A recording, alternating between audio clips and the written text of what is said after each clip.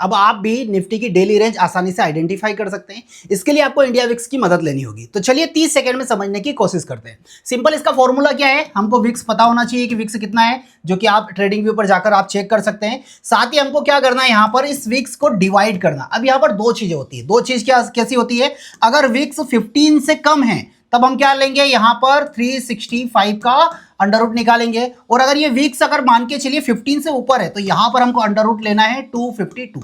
अब इन दोनों की वैल्यू जब आती है तो यहां पर 19.87 आएगी और यहां पर 15.87। इसको आप कैलकुलेट कर लीजिएगा। अब समझने की कोशिश करते हैं। सपोज मान के चलिए विक्स कितना है, 15। अब हम क्या करेंगे, हम ये वाली वैल्यू निकालने की कोशिश करते हैं। तो चलिए 19.87 में इसको डिवाइड कर देता हूं। वैल्यू कितनी आ रही है मेरी, यहां पर 0.75 के आसपास। अब सपोज मान के चलिए निफ्टी चल रहा है 25,300 की वैल्यू। अब इसको क्या कर दीजिए, आप मल्टीप्लाई कर दीजिए 0.75। ये वैल्यू परसेंटेज में है, क्यों, क्योंकि विक्स भी परसेंटेज में होती है। तो ये वैल्यू समथिंग समथिंग आ रही है 190 के आसपास हमारे पास।